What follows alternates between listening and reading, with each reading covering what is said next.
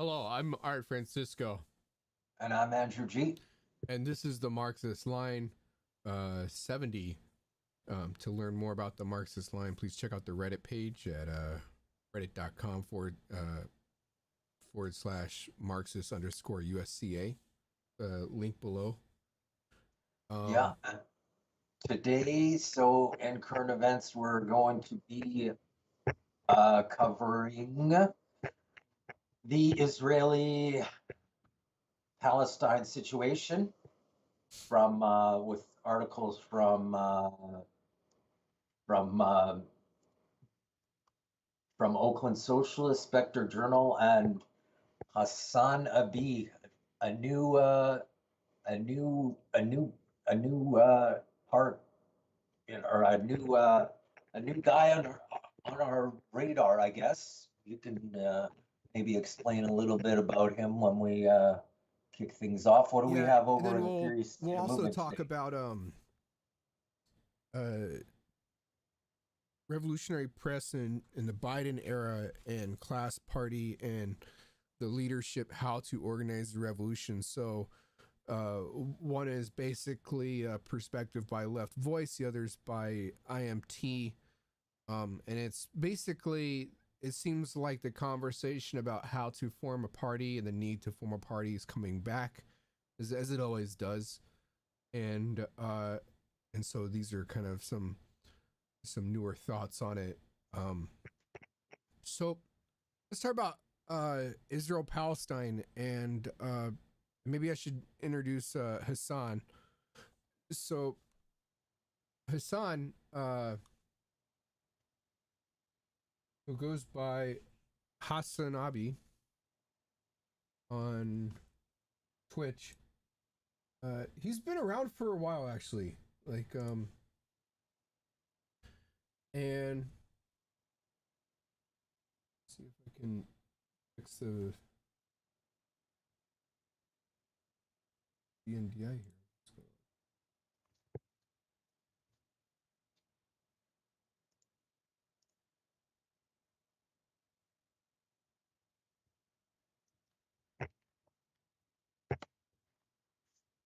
Hmm.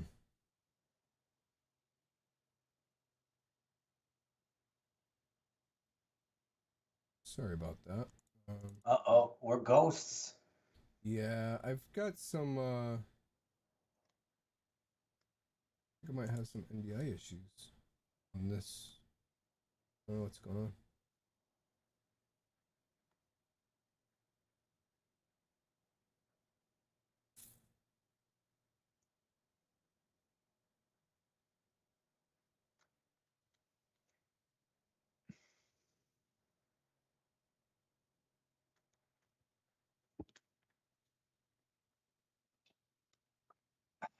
Okay, well that's interesting.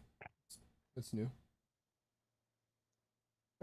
You can't get our topic screens up. Uh, yeah, just on that the two cam material screen. Um, I'm wondering what's going on there.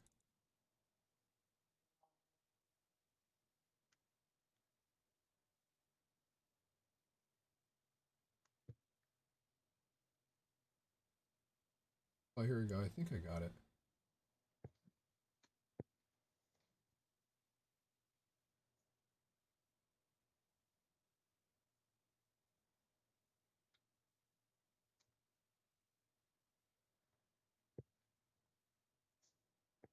I think somehow I had it covered up for something. Okay, so Hasanabi, he's actually been around for a while. He was like the youngest person on the Young Turks. Um, and he did like a couple of those, like, you know how like Vox and like Young Turks, they have these like kind of really short and condensed videos that are meant to go viral where they explain something. Yeah. And then they usually have a young person, like presenter, right, like breaking something down. And so he was that guy.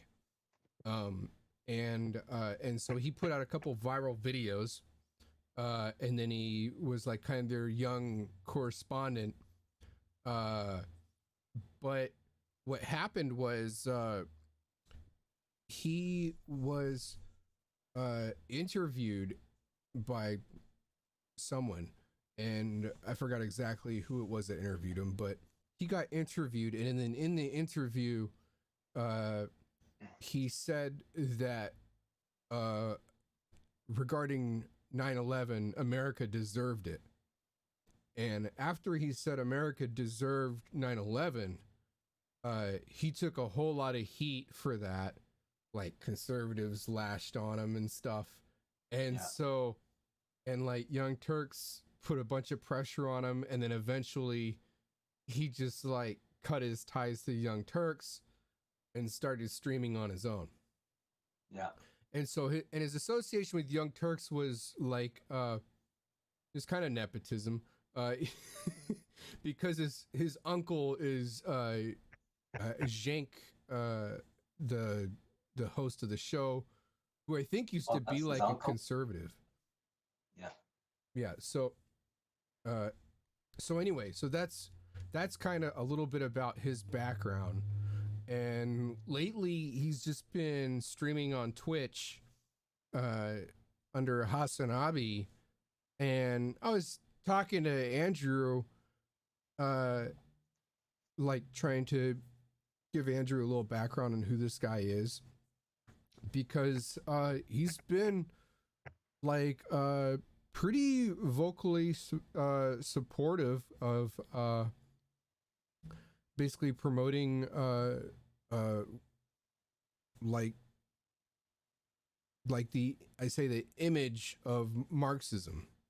So like because he's definitely he's definitely familiar with like far left circles like anarchists and Marxists, and and so I think I think it would be wrong to dismiss him as like not really a part of the Marxist community. He's always talking about, he frequently talks about communism and Marx on his show. Like it seems that, yeah, he definitely is very, very sympathetic to I would say to Marx and communism, as far as sympathetic to like the usual groups that like we've covered. Which aren't like all the groups, like, right? Like, I mean, we try to cover all the groups, but I mean, like, there's like individuals, like, I mean, Ben Seattle, for example, who's not in any of these groups. And so I would put him as kind of more independent in that regard, because I don't think he's associated with any particular group. He might be associated with the DSA, but I mean, I haven't seen him promote the DSA. Yeah. So anyway, so they're members of the Obama. So recently, with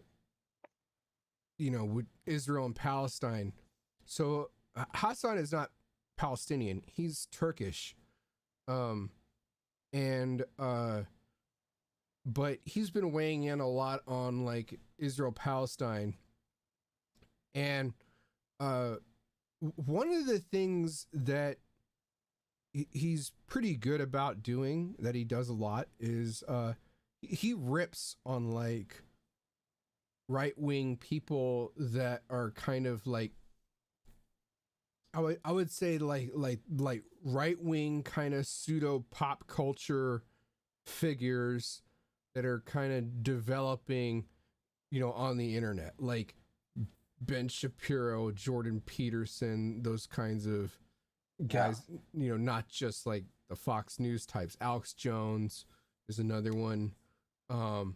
And so he's been ripping on those kinds of people, and those kinds of people have been like really popular, like with gamers. And he's on Twitch, right? So he's on Twitch, which is the largest platform for gamers, which is no longer like a tiny community anymore. It's like a multi-billion-dollar industry. Well, yeah, I said when you were telling me yesterday, I tuned in and there was like 30,000 people watching him just at that point in the middle of the day. Right. Talking about Palestine and stuff, right? I mean, talking about other stuff too. I mean, like it's not all news, it's not all serious analysis. He does all kinds of joking and stuff, and I hope we can get, you know, we'll talk about more probably next week. I wanted to give Andrew like a week to kind of, you know, get caught up on who this guy is and stuff. Yeah. I did like, you know, I watched it, and I mean, I did like what he said. And even before he said it, I was like, that's exactly what I said when he's like, this whole idea of like Hamas hiding within the population. Right. Such ridiculous thing coming from like, especially conservatives, that, you know, like, I mean, that's the whole war. I mean, it's been, you know, like, I mean, you know, they dropped 2 nuclear bombs on civilian populations in Japan. They've just like blanket carpeted Vietnam. Same with Korea. But even more to the point, and he brought this up well, and I thought this too, is like, it's mandatory military service in Israel. So Right.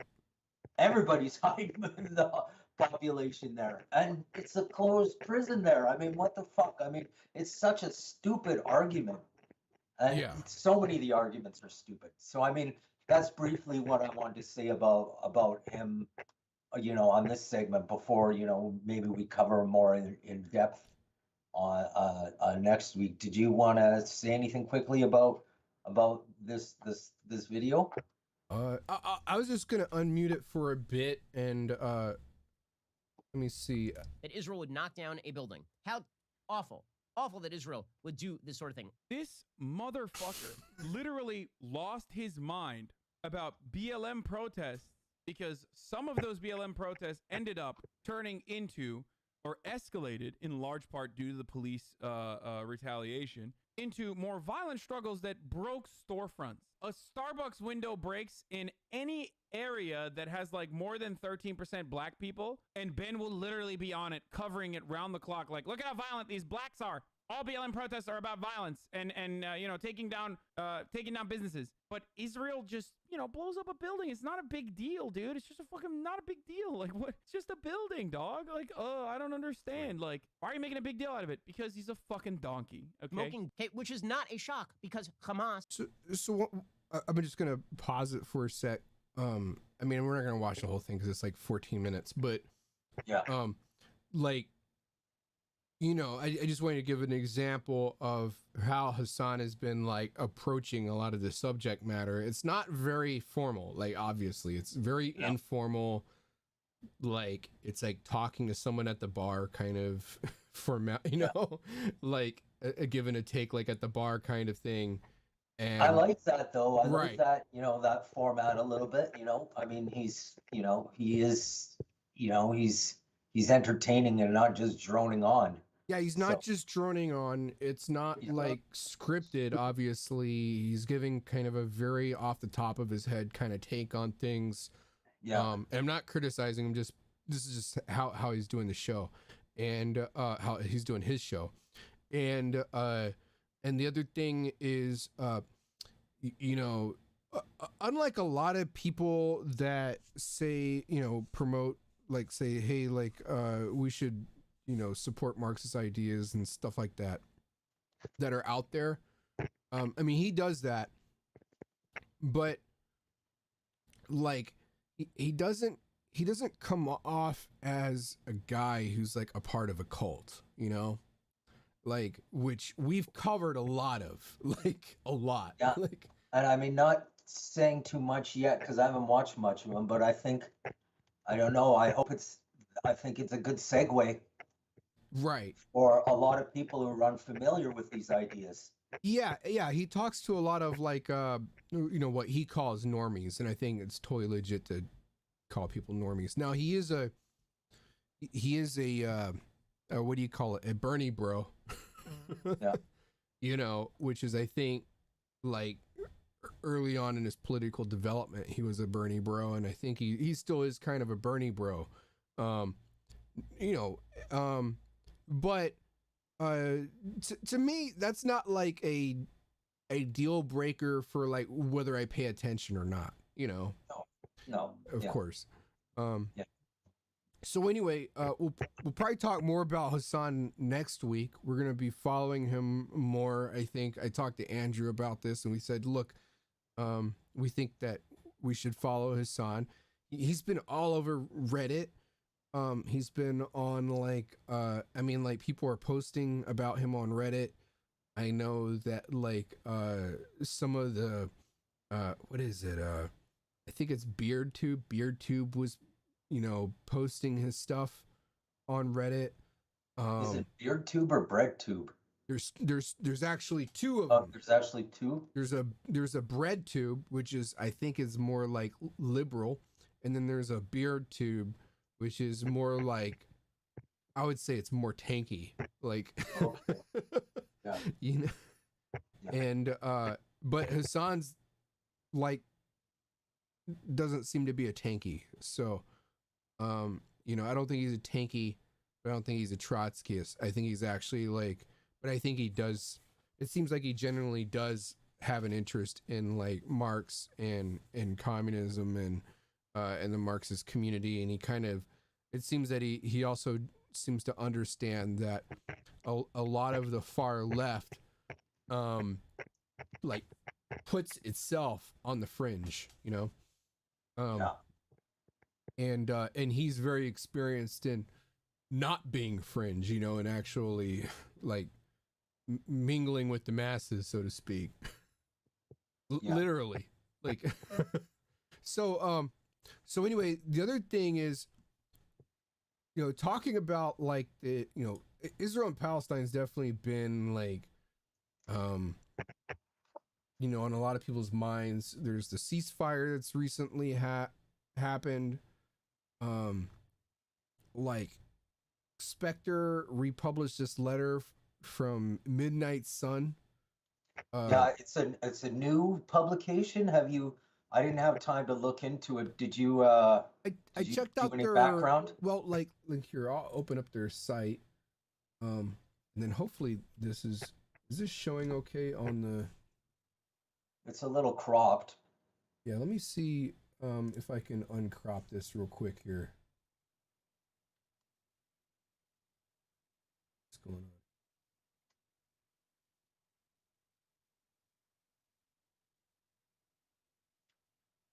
Okay. Yeah, so this is Midnight Sun. Go to their homepage here. I mean, it does. I don't really see a lot of. I mean, of course, a lot of articles. Of course, it's supposed to be brand new, and I haven't read any of these other articles, so it's difficult for me to just say what it's about, or you know. Yeah. Yeah, I mean, maybe that's something on our radar for next week or something too, that we can check out and maybe see what, talk more about what they're about. Yeah, I mean, we'd have to But do as- a little yeah. bit of reading on it and stuff. Yeah, but as far as the republished letter, I mean, we've covered Spectre before. yeah, but they're just republishing this quick letter from Midnight Sun, right? Right. That starts off like, as I write this letter, this, and so, what did you think about it? Do you want to give a quick rundown of this quickly about what they're saying in this article? The letter itself, it I mean, it seems to just be a lot of, it seems to have emotion, like doing emotional peel, right? Yeah, I got that feeling too. Yeah, Right. I mean, it's definitely, yeah. And which isn't always bad. I mean, you know, people respond to things differently, and you know, it's important to understand that. Yeah.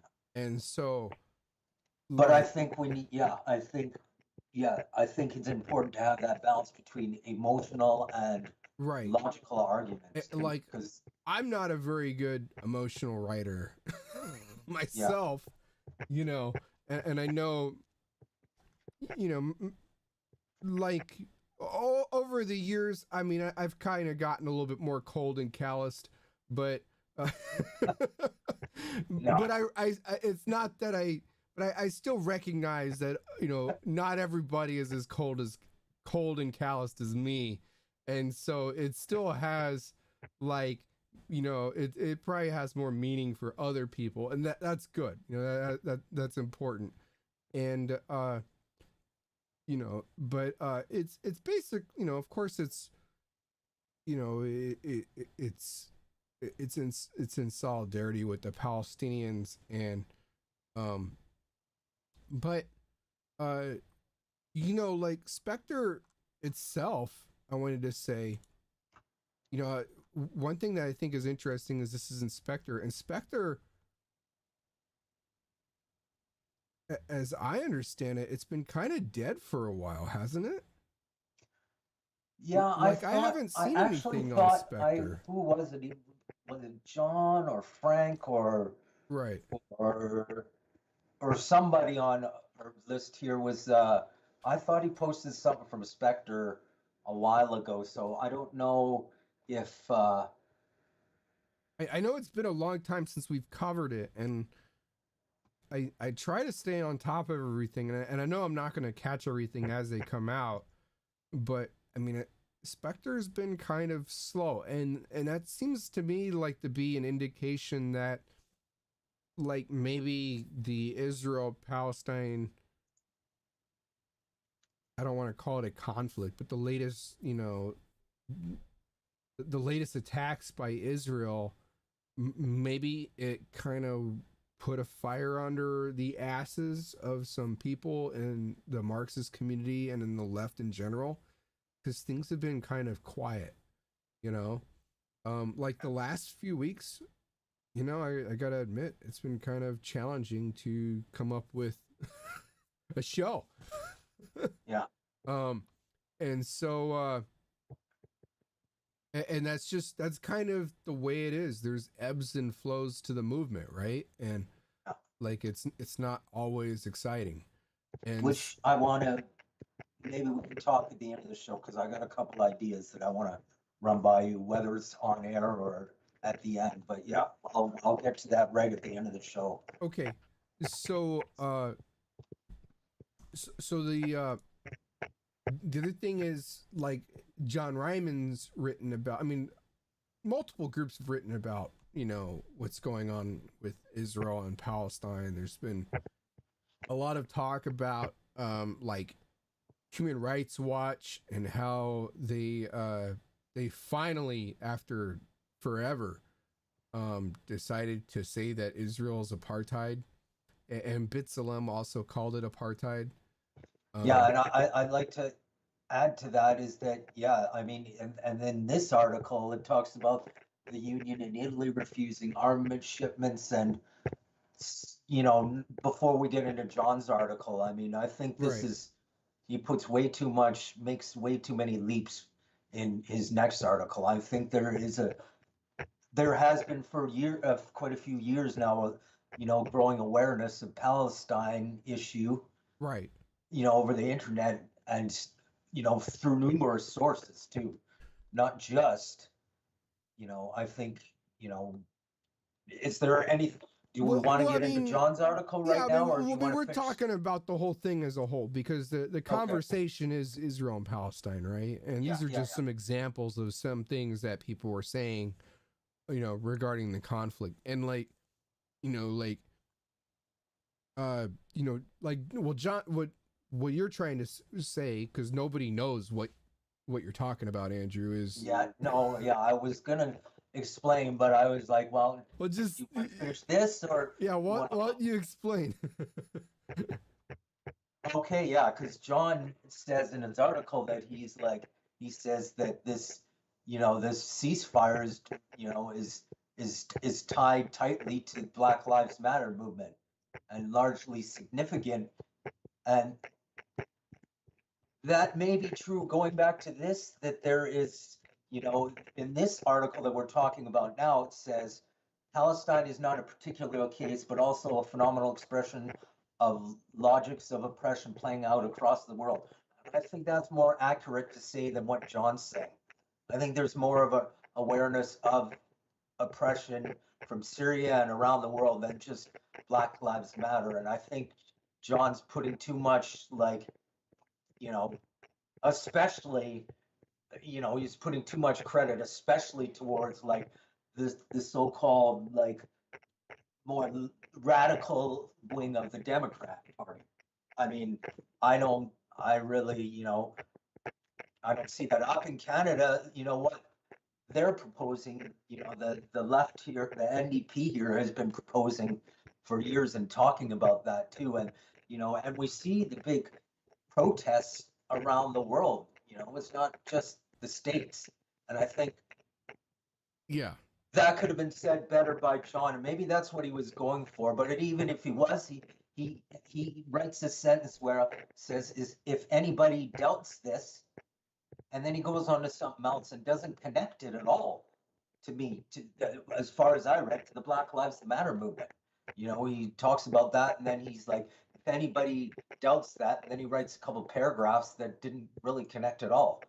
But I mean, and usually I really like, what he writes, is it's logical and there's a good flow. But I was kind of like, I think he was a little bit off the mark on we this talked one. about like AOC last week, right? And we talked about how she's been kind of wishy-washy on this issue, like back and forth. And actually, like she's a part of the DSA. The DSA has been wishy-washy, and the whole left wing of the Democratic Party has been wishy-washy for like as long as I remember. Like, I mean, I've been politically active for more than 20 years now, and for as long as I can remember, the Democrats have always been wishy-washy. The left wing of the Democrats have been always wishy-washy on Israel, on whether to condemn it or whether to support it. Bernie Sanders, like talking about the two-state solution, right?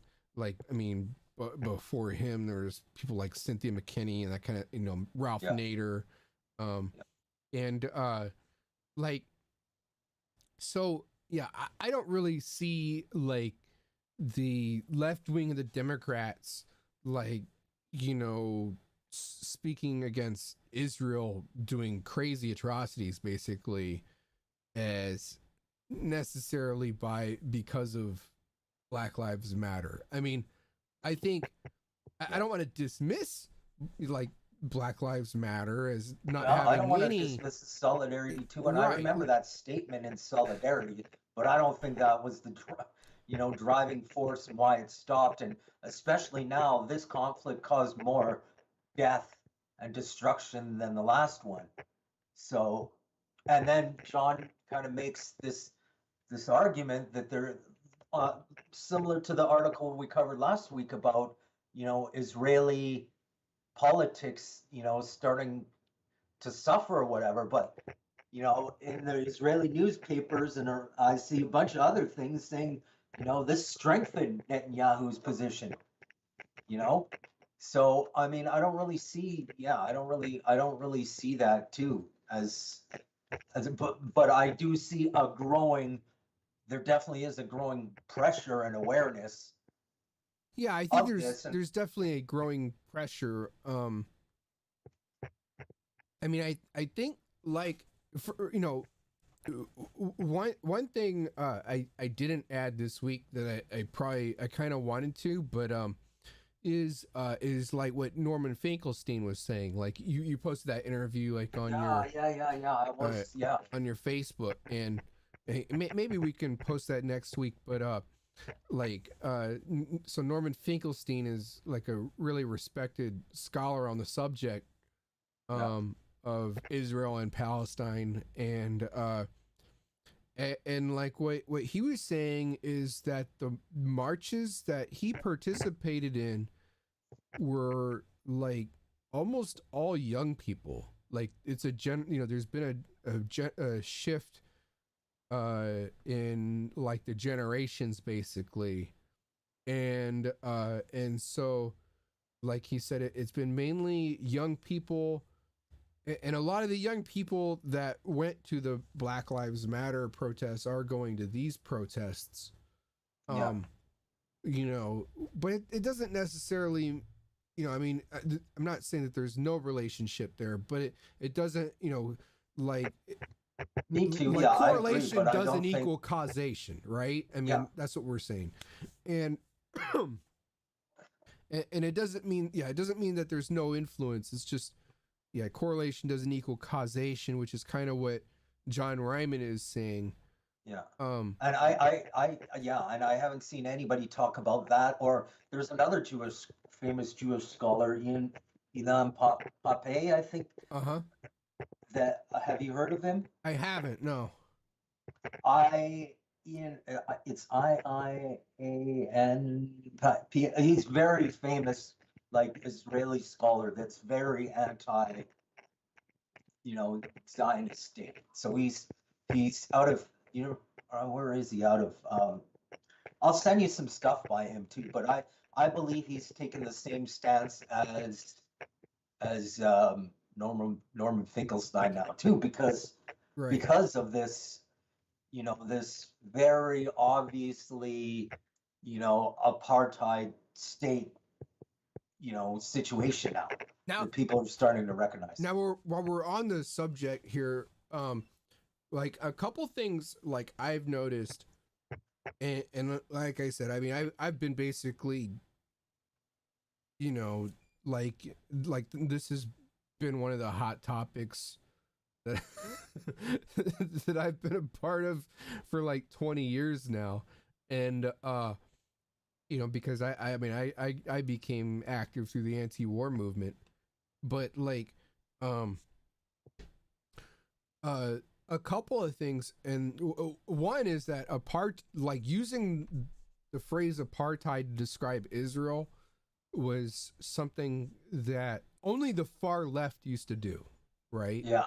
It I was remember. very far and away it was from denounced. mainstream, like, Yeah. and if you use that word, you would be called anti-Semitic. Like I was called Anti-Semitic, anti-Semitic for using that word. Yeah, you would be called anti-Semite for sure.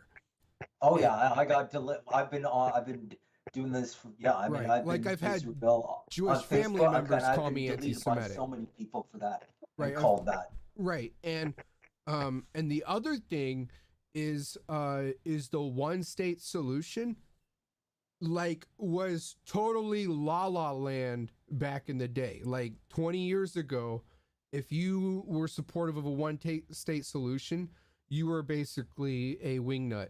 And because I know I was like, supporting the one state solution because, like, I was friends with people who everybody else thought were basically crackpots, because it was a fringe idea to support a one state solution. Yeah. And that was like when Rachel Corrie got run over by the bulldozer and stuff. And that was totally a fringe idea, but now it's gained a lot of traction. And even like Amnesty International is now talking about it and stuff, like, because it's impossible to sustain two states with the way the territory's been divided and everything, like. Oh yeah, I mean they've got no resources in either. Right. And either Gaza or the West Bank. Right, and there's 500,000 settlers there. Yeah. It's Eh, like one big, like, ghetto. Right.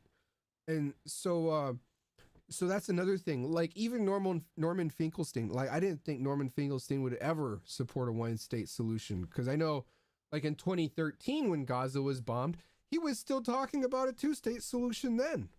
Like, I was very disappointed in that. Like, I was thinking that was going to be when he was going to say there needs to be a one state solution of all people. And yeah, he was talking about, he wasn't talking about it back then. I think a lot of that too, because there's a lot of people that have, shifted their ideas, but I mean, a lot of that, some of that can be attributed to the fucking wishy-washy leadership on negotiating a two-state solution sort of thing, from the Palestinian side, which, now, you know, most people, I mean, that's what gave rise to Hamas, of course, realizing that's never going to happen. They're never going to let them live there like that. Right. Yeah. Yeah. So there's been some changes. There's been some change, and and that's reflected changes like in the Marxist community as well. Like there's more talk about apartheid and the one state solution. But one thing that I'm noticing that isn't really being talked about from John or really anybody in the Marxist community is that that basically, okay, so now you're getting mainstream recognition that there needs to be a one state solution, and that that Israel's an apartheid state, right? And the mainstream recognition is like in the New York Times.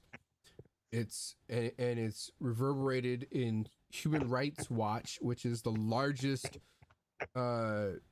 like human rights organization in the world, right? It's and B'Tselem, the largest human rights organization in Israel, and so I think the question should be, well, why, like why now? Like, why now? Because these are basically bourgeois human rights organizations, right? And so and what I mean by that is, these are, they talk about human rights and, but there's a reason why they haven't said that Israel's apartheid for 20 years, for the last 20 years. Like, they're accountable to donors and sponsors. And I'm glad like Norman Finkelstein like recognized this in one of his latest interviews. Like, and so they're accountable to these donors and sponsors. And so if they say the wrong thing, they risk losing money, and they risk, like having their sponsors pull out, right? Finkelstein's an example of that too, because he's been blacklisted from a lot of, he almost had his career ruined, and he was dismissed from universities and stuff. Right. Was, labeled, a self-hating Jew. Right. So, but there's a lot of calculus that's involved when a big organization like that decides to make a big move like that and say like Israel's apartheid, because apartheid is a crime against humanity, and it's internationally recognized as a crime against humanity and in the United Nations, and that means that there's going to be there is potential international ramifications like sanctions and trade, right? Because like what company out there wants to be trading with an apartheid, with a globally recognized apartheid country? So do you think that'll, like, because Israel's got the most UN resolutions and, resolutions and sanctions against them in the UN. Do you think this is going to change much now? Because they haven't, nobody's followed through with them before. Well, Israel was never labeled apartheid by any human rights organizations before. Sure, I know. Like, it was so accused of violating human rights, but it wasn't. Nobody said it was apartheid. Yeah. They said, oh yeah, it treats the Palestinians like shit. That's one thing. But like, they didn't actually say it was apartheid on the same level as South Africa, which is what Human Rights Watch recently said, and B'Tselem basically said the same thing. And so that tells me that because they have to get a green light to do this, right? Like this is green lighted, and like I know that there's certain sections of the Marxist community, like these tanky crackpots out there, right?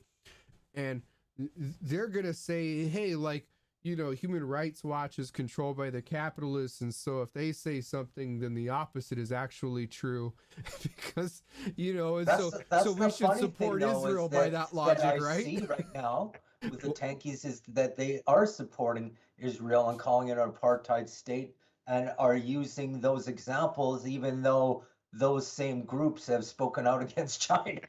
Right. So there's the logic in that, you know? Yeah, because the Uyghurs, right? Because, you know, Yeah. so yeah, like, so I think that this represents a big shift in thinking. Now, I'm not saying like the whole bourgeoisie is on board, of course. I mean, I think a significant section is on board if they're no longer concerned about their donors pulling out over this. Yeah. Like, basically, it's like, okay, this has become an idea that's, it's become so popular, like, you know, that basically we're willing to give this idea up, because once you say Israel's apartheid, there's no going back. And I'm really glad that Norman Finkelstein brought that up, like that basically once the genie's out of the bottle, you're not putting it back in. You know, there's no going back from that. So now Human Rights Watch and Bid Salim say it's apartheid, like it's only gonna, that idea is only gonna spread more, especially if it's covered like front page in the New York Times like it was. And like, so we're looking at, I think Israel's days are kind of numbered right now. Like, because just like South Africa, once like the anti-apartheid movement really, you know, reached a crescendo and like, you know, like it became really popular, and you had the, like, you know, people start boycotting apartheid and that kind of thing. Its days are basically numbered. It's only a matter of time, right?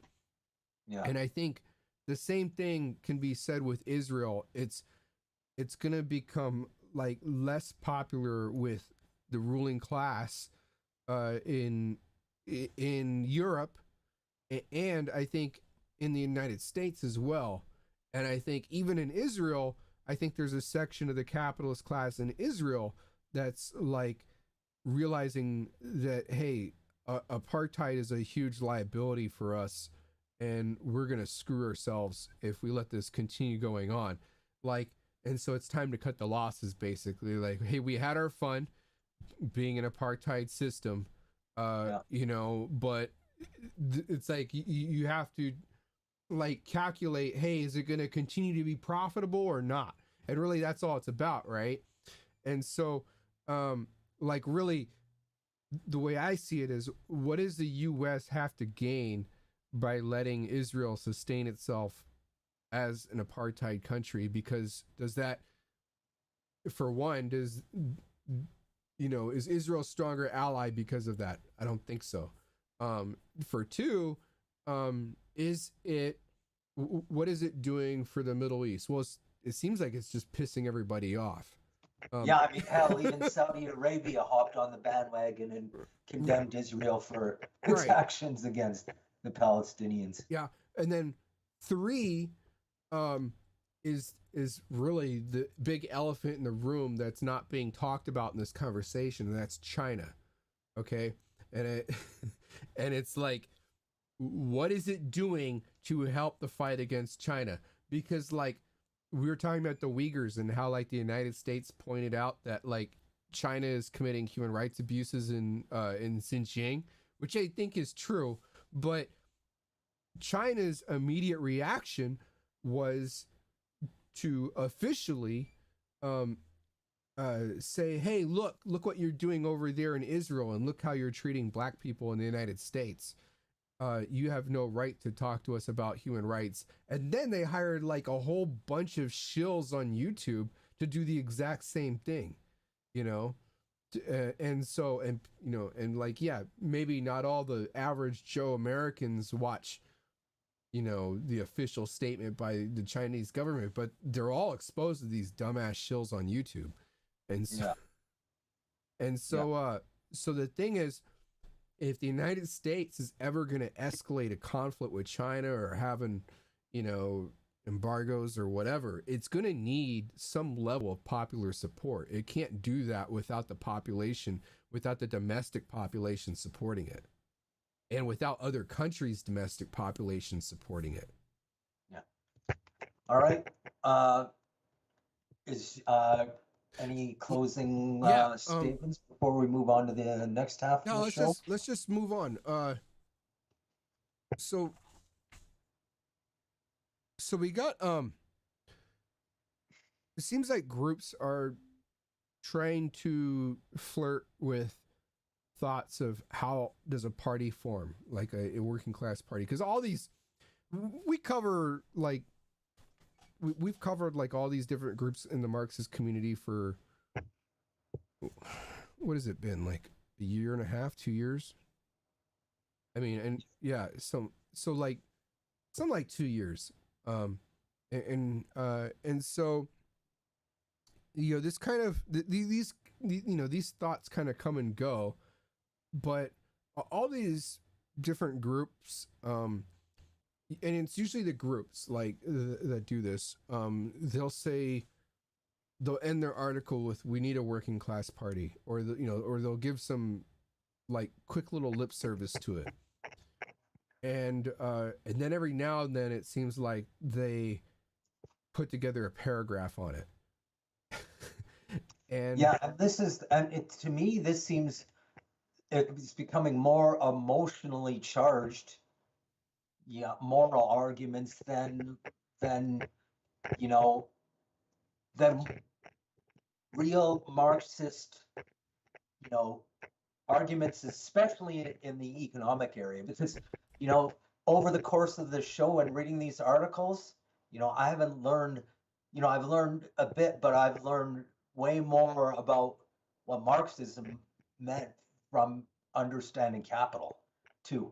And I Yeah. think that's a huge problem that nobody's talking more about, like these principles that, you know, if we want to connect with the working class, you know, I don't, you know, it can't just, it's got to be more than just, you know, we need to take power, and then it doesn't even lay out, you know, this, I don't know if it's this article or maybe it's the last article. Yeah, the last article, I'll talk about it. There's a whole bunch of contradictions. Well, like, and let's it's all talk over the about place. Left Voice. So Left Voice talks about a revolutionary press, or their title for their article is "A Revolutionary Press in the Biden Era," right? Yeah. And then they, like, yeah, sure, there's some talk about the Biden era, like, you know, about the different movements and struggles and stuff. But then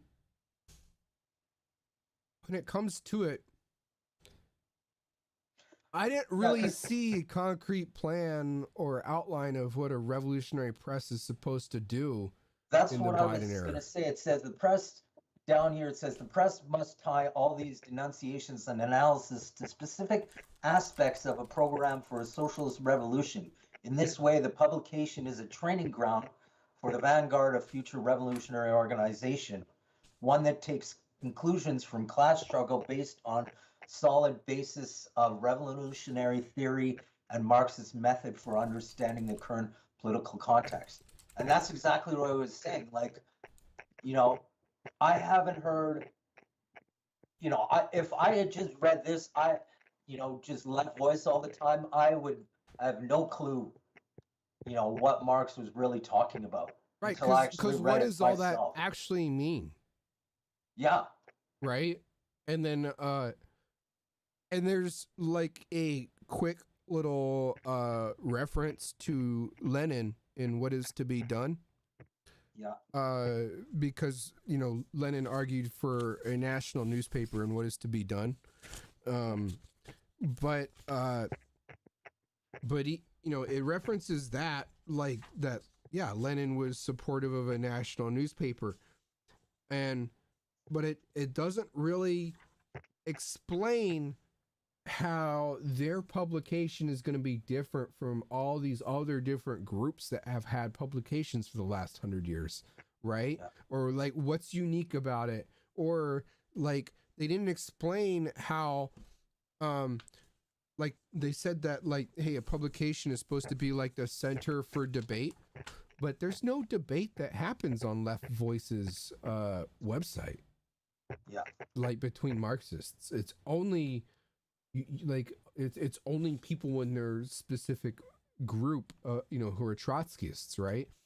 That And then, and the only part that I see them trying to connect more with the right, they make a statement down here. It says, it's clear, in fact, that direct payments and $15 minimum wage have majority support of Americans and strong support even among Republicans. And that's not true, because I just brought up a article from Forbes from last week saying they don't support that at all. They support an $11 minimum wage, but I mean, even little things like this is not providing clarity, if we really want to win over a larger section of the working class, saying things that are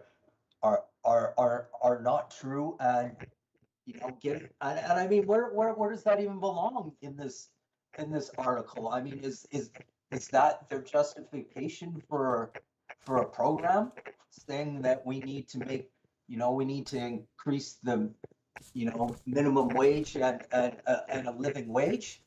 I mean, honestly, in that arena, we need to explain more about why Marx concluded that we needed eventually to transform to communism, and that, because the right wing does have a point. You can't just keep upping the wages across the board.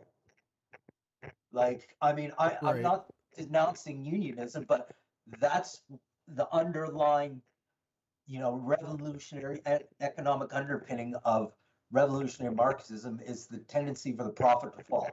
And then that is the undeniable, flaw in capitalism too, is that it's unsustainable in that way.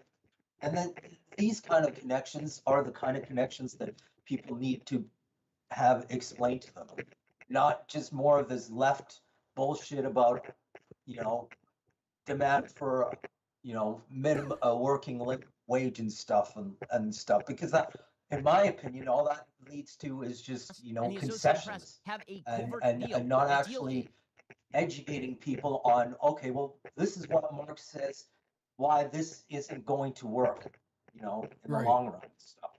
And that's not at all talked about in any of these articles that I, that I read. There's all these demands from Trotskyists. We need better union leadership, blah blah blah blah blah blah blah blah blah.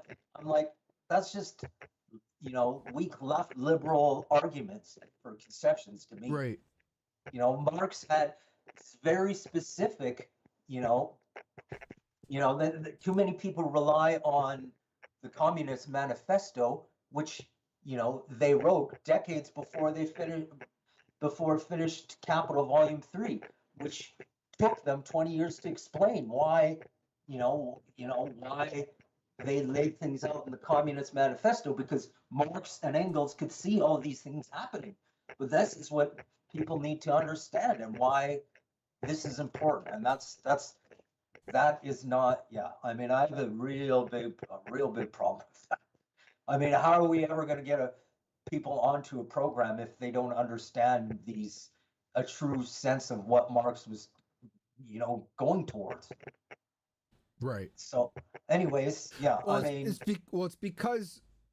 because like Left Voice and a lot of these other publications, they tend to treat, because they intend for these publications to be read by workers, right? yeah, Like, but they tend to treat workers like children. Like they can't talk to them about deeper issues or deeper theory. And I mean, that's a problem. I mean, for me, like, I've read part of Marx and part of, follow Michael Roberts' blog, and I mean, you have to know a lot about economics and stuff to follow it, and even Michael Roberts says that too. But what I've been trying to work on is kind of boiling it down to, as something, what the working class can read and understand in real, and I think that's large part missing, and that's a gap in, even first step in trying to get other Marxists to talk to each other so we can have a core understanding and develop from there. Well, the way these things have to be ironed out first, I think. the way I see this Left Voice article is they're not actually truly concerned in this article about explaining what a revolutionary press is going to look like, how it's going to develop, who's going to develop it, how we can help to make it. They don't really.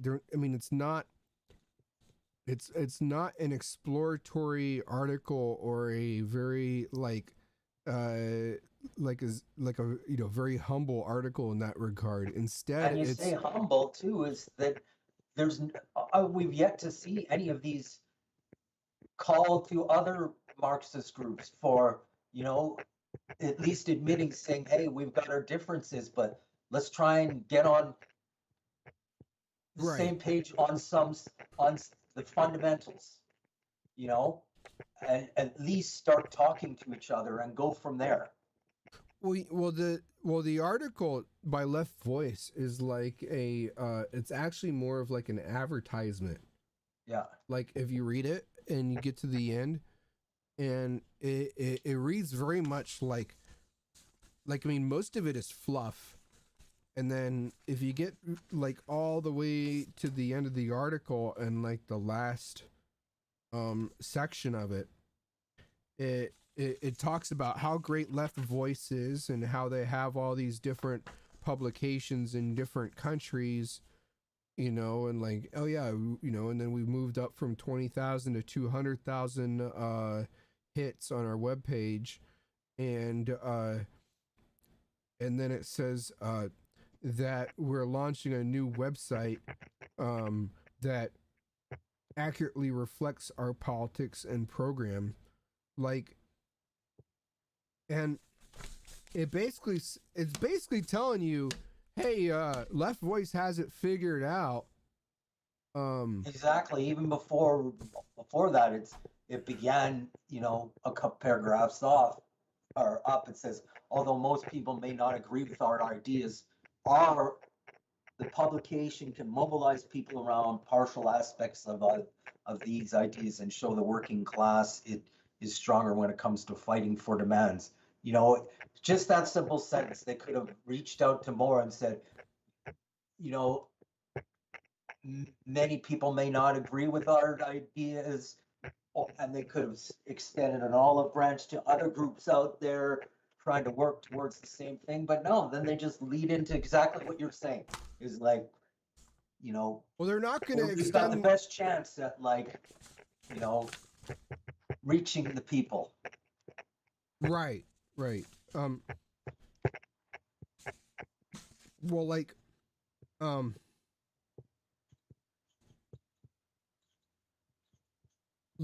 as I see it, I have this part highlighted here, and I'll just quote them. A revolutionary press, or at least one that hopes to coalesce into a revolutionary party of the working class with influence far beyond its numbers, must put forward a perspective on every injustice.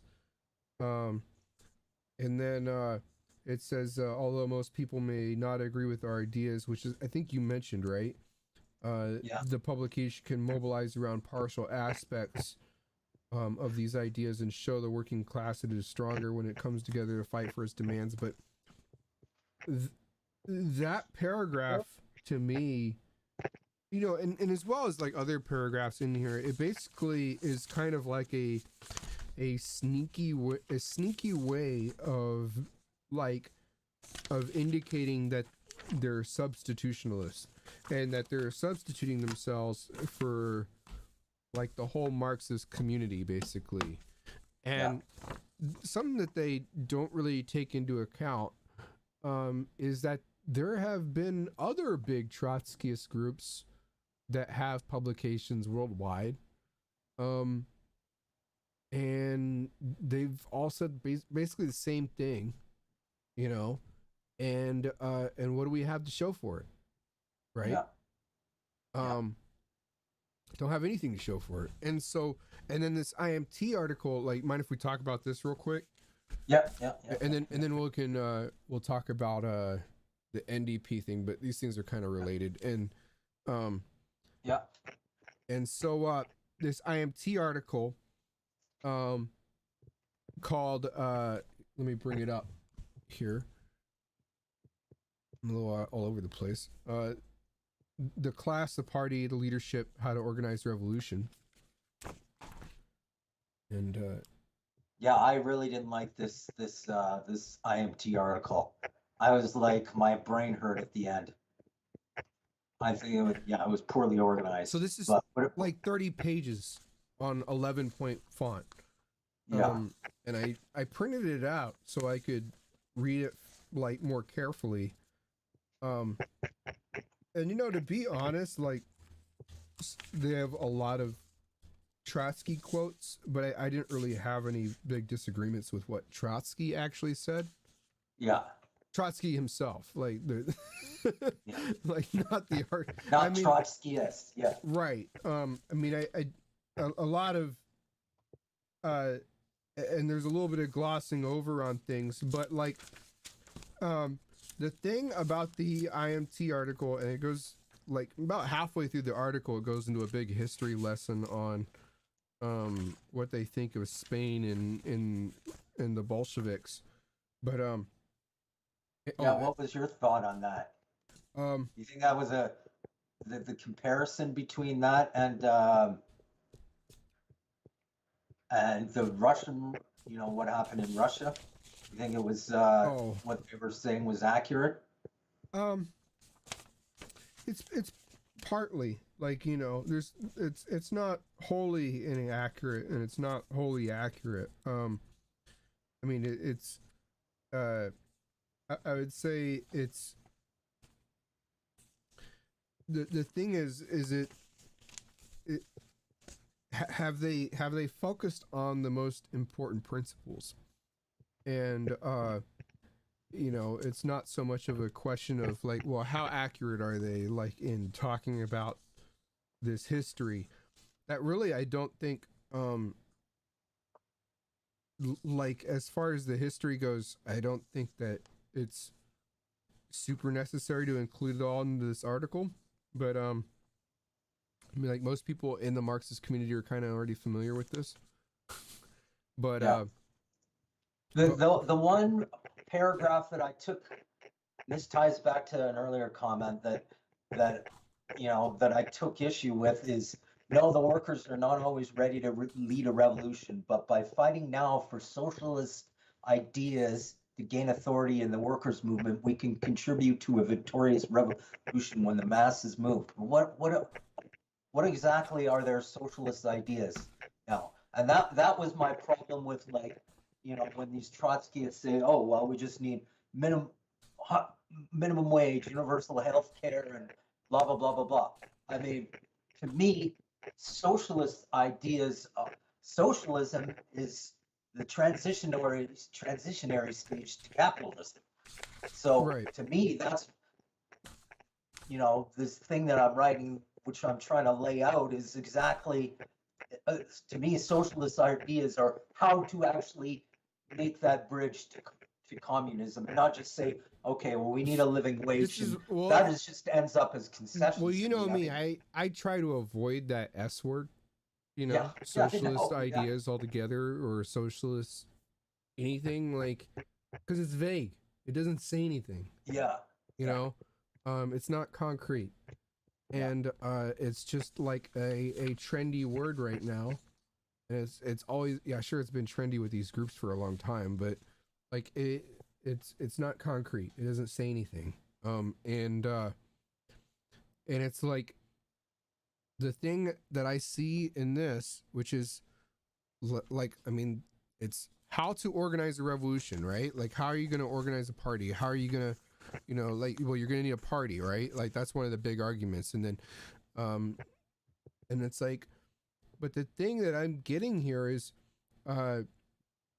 they mentioned the Bolsheviks and how there were like in Russia, right? Like there were these Marxist study groups that were fairly small, and then they kind of started to gravitate toward each other, right? Like there's like one tiny paragraph on this, if I can find it, in this 30-page article.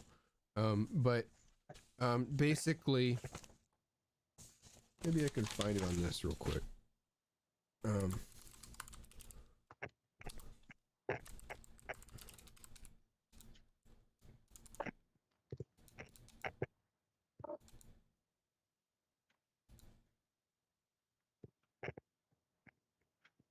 Yeah, okay, so Bolshevik Party, here we go. The Russian Marxists began their work in the 1880s and the 1890s by creating small, isolated groups that organized discussion circles on the basics of Marxism.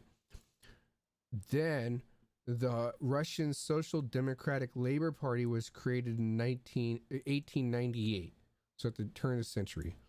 And then the Bolshevik and the Menshevik split occurred in 1903, where they became factions of the RSDLP. And then the Bolsheviks parted ways for good in 1912 and became an independent party. So, of all that history, this is like the most important part, I think. Yeah. And the thing is, the author of this doesn't click in his head. Like, what's the relationship between this timeline and what's going on right now in the present day? Like, where are we at? Because, and then what is the IMT, right? Like, because at the end of this it says join the IMT, but the way I see the IMT is I see it as one of these isolated study groups, and not one study group has all the answers. You know, and the other thing is there's not only these isolated study groups, but like the Russian Social Democratic Labor Party, that was built kind of out of these study groups, but there was a huge movement in Europe from the Social Democratic parties, like the Social Democratic Party of Germany, which helped to influence that. Yeah. You know? And so none of this happened like in a bubble.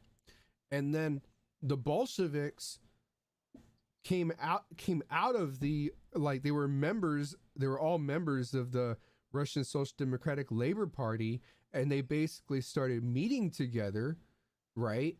And they met each other and they tested their ideas on each other, which they didn't all think alike. They didn't all have the same program.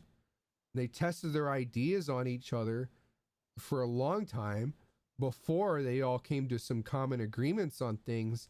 And then it was much later that they split. But it doesn't like say, hey, like today, like the IMT is not the Bolshevik party, you know? And like whenever I see these little groups that say, hey, you just got to join our group because we're, you know, we got this revolution thing figured out. And it's like, okay, so like you're not the Bolshevik party, you know, like, you know, I mean, like, you know, there were certain conditions there, and it's important to analyze those conditions that created the Bolshevik party. And I think that they fail to do so in this report. Even though they're talking about the Bolshevik party, you know, and they give you a little history lesson, they completely fail in actually talking about the conditions that created it.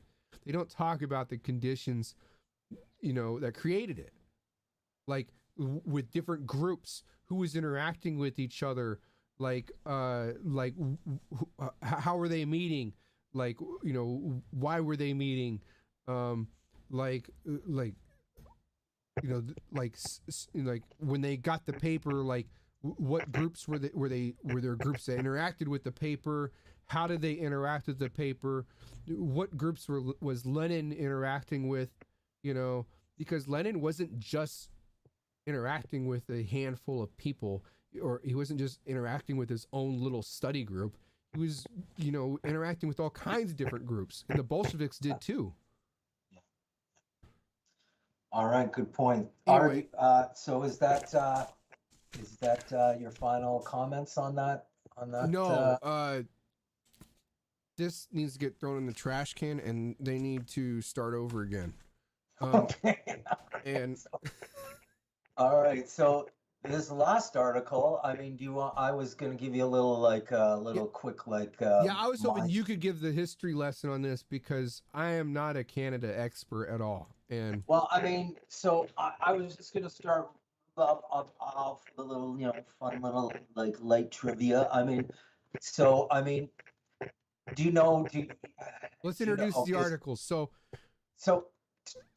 this article talks of, it's trying to contrast the labor.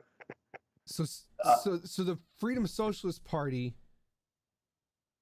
runs Solidarity, I think. Solidarity magazine. And this is in Solidarity magazine.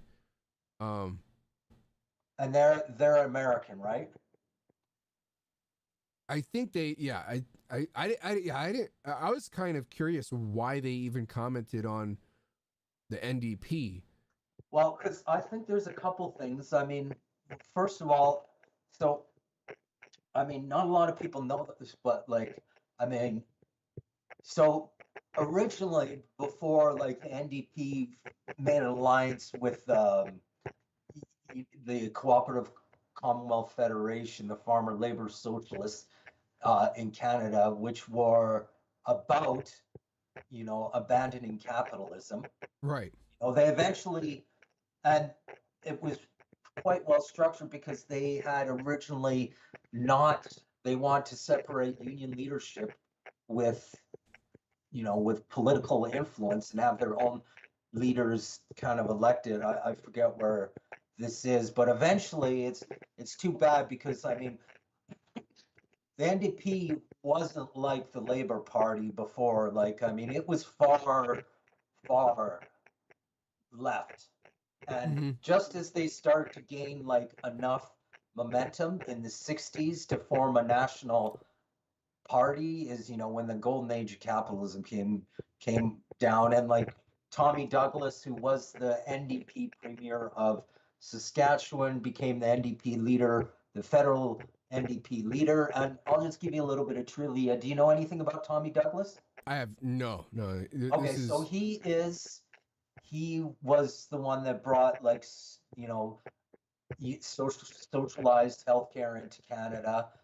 Their party, any of the social welfare programs have been through the NDP. So, and they've got quite a radical, they're pretty.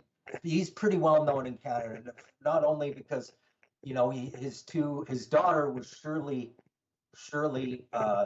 Douglas, who was an actress. She was actually arrested in California for her involvement with the Black Panthers. Okay. Her husband, I'm sure you've heard of, is Donald Sutherland, the actor. Oh, really? And he's far left. He's NDP. He's very critical of the Canadian Conservatives, and his son, of course, is Kiefer Sutherland, and he speaks, and he's like, I can't vote, but I'd definitely be NDP in Canada, because he's it's funny, because all my fans, I play on 24, this on Fox and everything, and all these fans come up to meet me, and I'm totally the opposite of that. He's like, okay, let's get back on track here. If you define, because he had an interview, he's like, if you define socialism as I think there should be, at the minimum, free healthcare, free education, housing. If that calls me a socialist, then so be it. But anyways, that's a little trivia for you, material trivia. So anyways, what do you think about the connection between the lessons between what can be learned from the NDP, which eventually. Well, do you think that this kinda is a went pretty downhill accurate because- summary of the NDP? Well, 'Cause so you- now they are like, most of the NDP I know, like, and I went to the rally here, it's still way, way further left than the liberals here. And I wouldn't call them anywhere close to the Democrats. They're full on like, but, they've also lost a lot of popularity from, because when the golden age of capitalism came in, everybody was like, oh, yeah, and they're like that.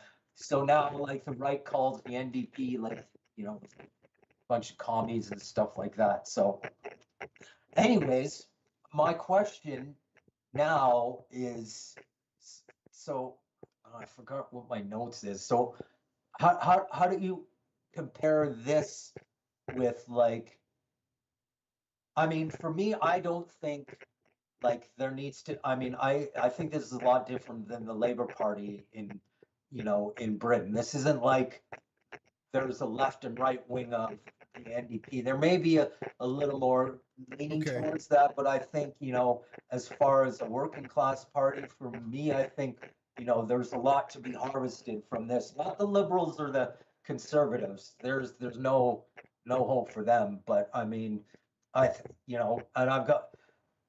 I think, as far as like Canada politics go, that's who, not that I'm, about supporting, like, change through, through these elections or anything. That's not very realistic, but still, I think there are, best party in getting some things done for the working class compared to, compared to anywhere else. And they've been right from the start. They've been like, their position on Palestine, and they're the ones that put through like no weapons or anything to Israel. And they've been saying this forever. And they made a popular comeback a few years ago. They were the official opposition up until maybe till the last election, and then there was a huge loss. So now they're kind of in the gutters. I think they're kind of in the gutters. So my question though is like I don't get. Did you read what do you think the lessons are here for the AFL, the union leadership, or the Labour Party in Well, like as I understand, the article says, hey, the NDP is it basically it's basically fairly much, it hasn't broken with the Liberal Party, and right, because the Liberal Party is closer probably to the Democratic Party. Sure, and so that is true, because right now the liberals only hold, because it's different in Canada. The liberals have a minority government, but they're only in place because they have the support of the Democrat or of the New Democrats. Okay. New Democrats right now, and so that's how usually they get, like, the New Democrats got pushed through like universal health care and our pension plan, because they've never ran Canada, but they've got enough seats where they've joined forces with the Democrats and threatened to bring down the government unless they push through this kind of legislation. So Okay. they're not like they're not like the Labour Party. They are an actual separate party of, it's one of the three major parties in Canada. Right. But they've definitely made the concessions where they've had to tone down their anti-capitalist rhetoric, over the past few decades. And I don't have an answer for how that can be turned around right now, or what. But as far as getting concessions for the workers. I mean, it's the best shot right now for like, because the liberals and the conservatives are, you know, you know, basically the same thing. The liberals are just more Well, here's the thing with socially liberal than I don't mean to interrupt you, but Yeah. here's the thing as I see it is the NDP is fairly institutionalized right now, right? yeah. And so so I think that's fairly safe to say. And like and as far as like I mean I think like so the DSA is currently not institutionalized at all. Like Yeah. like it's institutionalized compared to like these other tiny little organizations in the left, but that doesn't say anything. Right, but it's not like you can go to a DSA meeting, it's I'd err on the side of caution. I wouldn't call it like democratic, but Yeah. I don't think it's very institutionalized. I think it's still somewhat flexible. It could be manipulated still. I think, I'm not in the DSA or anything like that. So, a lot of this is kind of conjecture based on observations, but it seems like it's still possible to influence it and talk to a lot of their members, and like even John Ryman got like an article on their homepage. Whereas you can't do that with the NDP, like, and the other thing is the article here by FSP, it says that the CP, the Canadian Communist Party, basically did not participate in the NDP in the early days and instead participated in the Liberal Party. Basically it was a Stalinist party, and so it participated in the Liberal Party.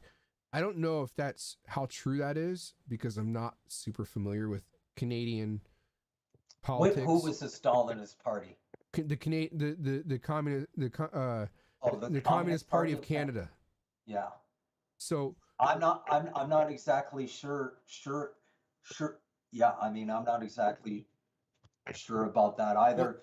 So I mean, here's I the will thing: say, is like if Marxists, they are more institutionalized than the DSA down there, but at the same time, they don't really, I mean, the DSA, they've kind of like tried to. I mean, the DSA has 100,000 members. It's very small.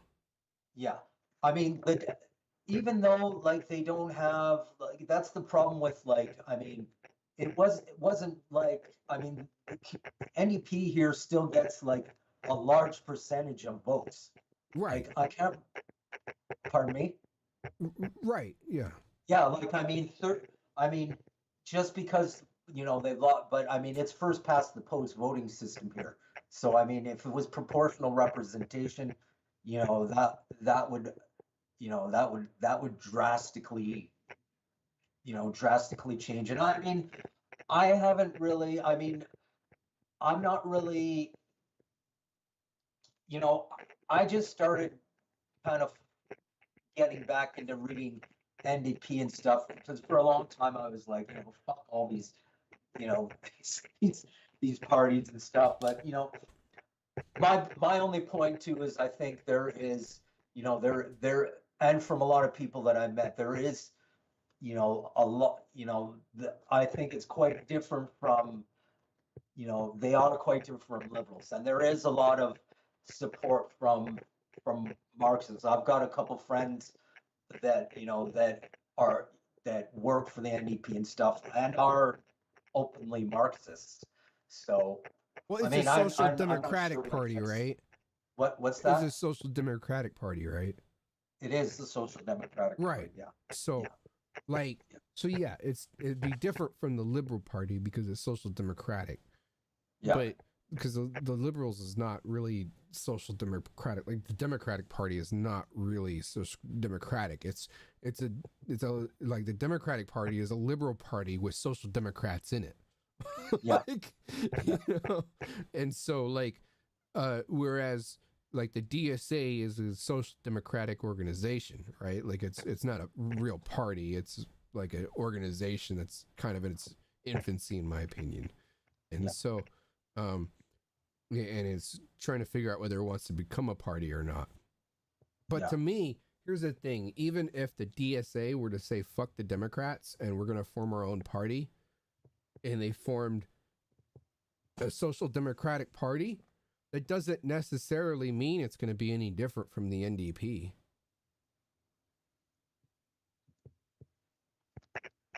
I 20 years down the road, you know, it all 30, depends, 'cause 40 I years mean, down the road, if it, you know, the U.S. political, because that's the know, argument of the barometer article here. is way different than you know, it's like center is like Right. on the right wing. No, I know, but like, here's No, the I know, thing, I know. like the DSA, which is a social democratic organization, like even if they weren't, if they were to completely divorce from the Democrats, like basically 50 years down the road, I don't think, you know, like, yeah, they could definitely become like the NDP, I think, you know. Yeah. Like I can't, like I don't see, like the FSP, which wrote the article, they're saying that, hey, the big thing that the big lesson is that the NDP was tied to the liberals and couldn't break from the liberals, right? But it's like, and so they basically adopted all this, you know, reformist bullshit, right? The social democratic reformist stuff. And it's like, yeah, but even if you form your own party and you kind of break with a lot of that, like the, you know, if the DSA does the same thing, I don't think it's going to be any different. You Well, know? I wouldn't say I wouldn't say they're with the. I mean, it's different than like, because there is they're two different parties, and I The mean, DSA and the if NDP. the liberal gets a majority, then they don't have to listen to the. Yeah, the I'm NDP. aware That's- that they're a different party from the Liberal Party. Yeah, so I mean, I wouldn't really call them in, joined at the hip at all, or cooperating. Like right now, when the NDP has Right. or when they've been in positions of holding But up a minority I don't think it government, they matters. push- yeah, Like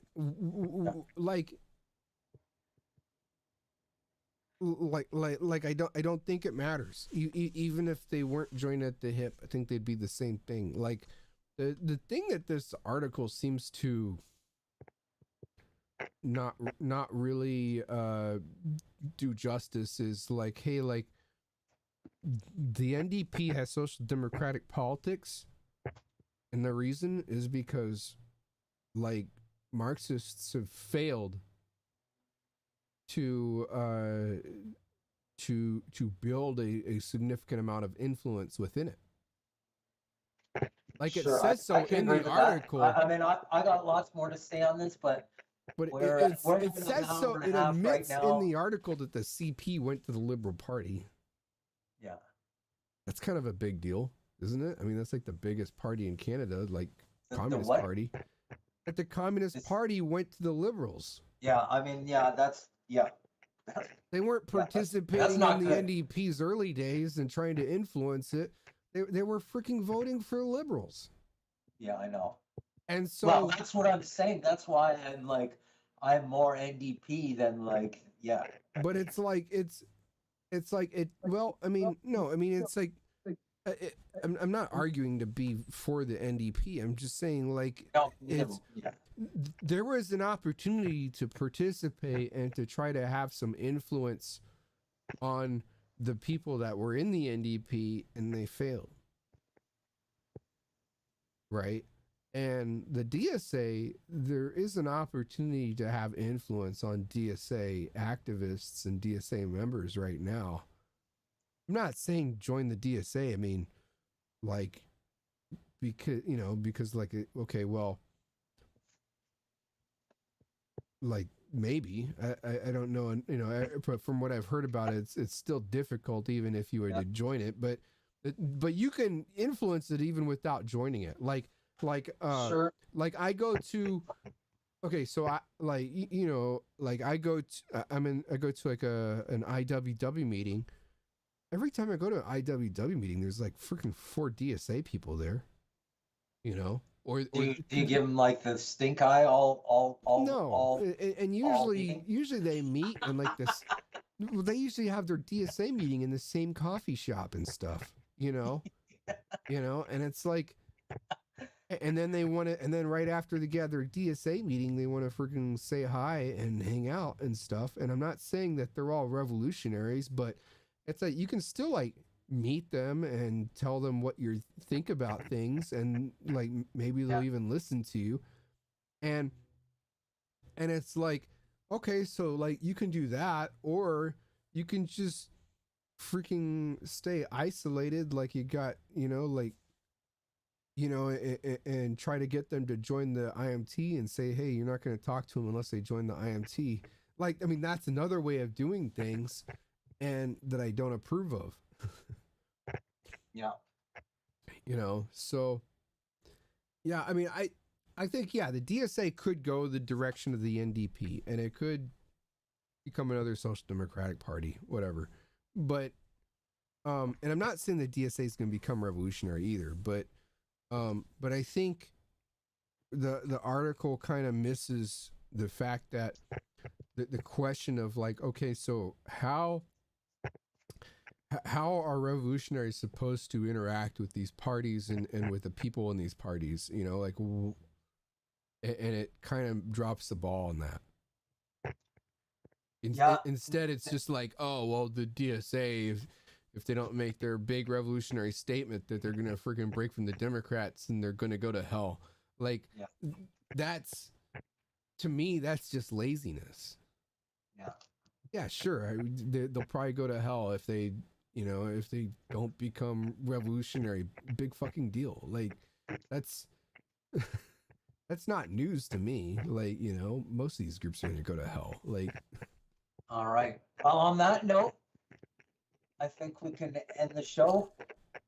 yeah, and got anything else to say except for everybody to go to hell? No, but well, next, thanks for watching, everybody. And then next week, I think we're gonna try to cover Hassan. Yeah. A little better. And as always, if there's any questions, there's the Reddit page. If you want us to cover something, if you think we missed something, if you want us to explain something or whatever, hit us up on Reddit. It's probably the best way. I don't check it every day, but I try to check it once a week. And again, thanks for watching. Hit the bell, hit the subscribe, give us a like. Those things do kind of help to get some eyeballs. Share it if you think that this show is helpful, and give us any suggestions or advice, and because we need people to participate in chat and help the show out. Like, that's how we're going to make a better show. Definitely. All right.